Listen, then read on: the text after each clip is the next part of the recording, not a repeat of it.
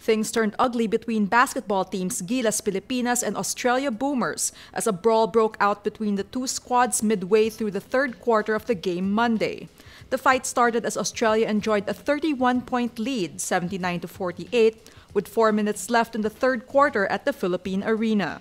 A total of 13 players, 9 from Gilas and 4 from Australia, were ejected after a lengthy review of the violent free-for-all.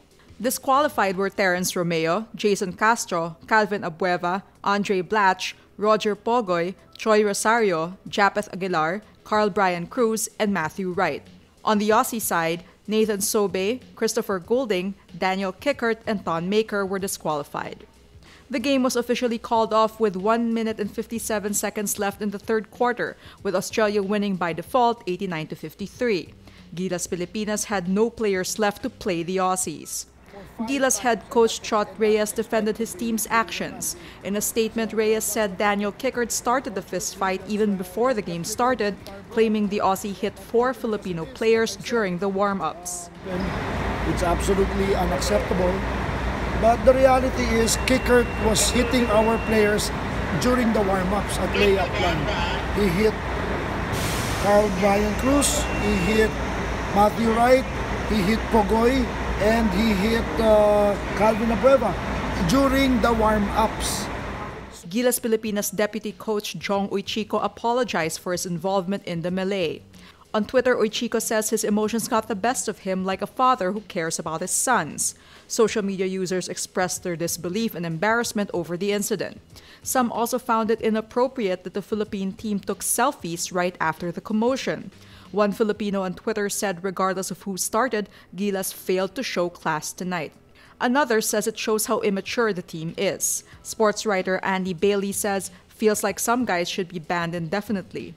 Rappler's Natasha Gutierrez says in a tweet, athletes need to remember it is a privilege and an honor to carry our flag and represent our country.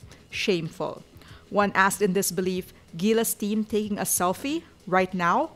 Former Australian captain and NBA champion Andre Bogut criticizes the Philippine national team for unprofessional conduct, including taking a selfie while the officials' review was ongoing. FIBA, the world governing body for basketball, says it will open disciplinary proceedings against the Philippines and Australia.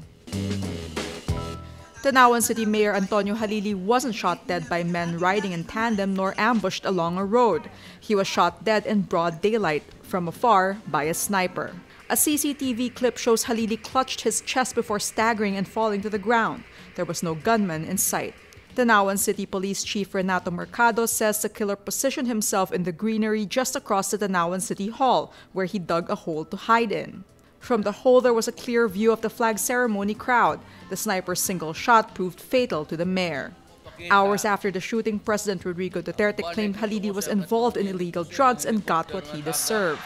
This contradicts presidential spokesperson Harry Roque, who called Halili a staunch ally in Duterte's war versus illegal drugs.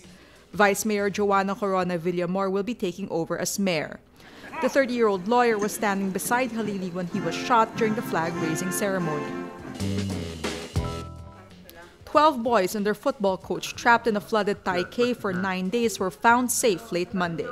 How many of you? 13. Massive rescue efforts for the boys aged between 11 and 16 years old and their 25-year-old coach had been hampered by heavy rains that flooded the Tam Luang cave in northern Thailand. Chiang Rai Provincial Governor Narongsak Osatanakorn broke the news late Monday. We found all 13 safe. We will take care of them until they can move. We will bring food to them and a doctor who can dive. I'm not sure they can eat as they have not eaten for a while. Divers took advantage of a brief window of good weather on Monday to edge further into the cave, with the water levels dropping slowly but steadily every hour thanks to round-the-clock pumping. Wary relatives camped out at the cave's entrance for more than a week, desperately waiting for news of the boys.